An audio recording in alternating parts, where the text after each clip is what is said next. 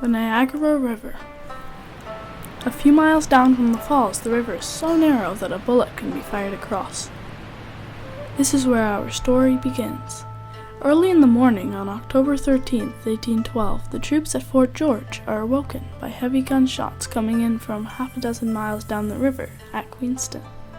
Sir Isaac Brock, aroused by the guns, leaves immediately for Queenston. He was in such a rush that he did not wait for help. Meanwhile, at Queenston, both sides are firing musket and cannonballs at each other. In the water below, 12,000 American troops paddle across the river to the shores of Queenston Heights. By chance, the Americans find a fisherman's path to the top of the escarpment and take a British-Canadian cannon.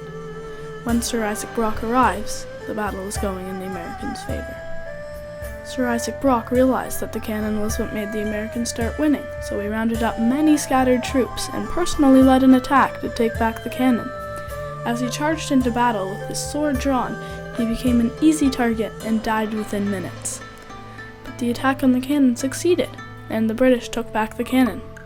After Sir Isaac Brock was shot, Major General Roger Sheaffe takes command of the British troops and brings army reinforcements, including a native tribe of Mohawks.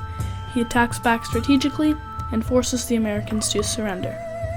In conclusion, the American troops proved to be highly inexperienced in battle, and in spite of their large numbers, lose.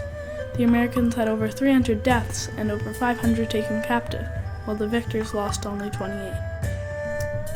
What makes this battle even more remarkable in history is the loss of Sir Isaac Brock. Sir Isaac Brock, who is much admired, will always be remembered by Canadians. His death taught Canadians a much-needed lesson. Canada can fight and defeat the Americans. The Battle of Queenston Heights gave Canada hope and helped achieve victory in the War of 1812. If this battle was lost, the Americans would have gained control over Niagara and had an easy path into Canada. With this critical location, they could have potentially gone as far as winning the war. It is so important that today, 203 years later, we still reenact the battle every year on October 13th. Sir Isaac Brock was much remembered, so much that he has a city, a university, some streets, a few public buildings, and some parks named after him.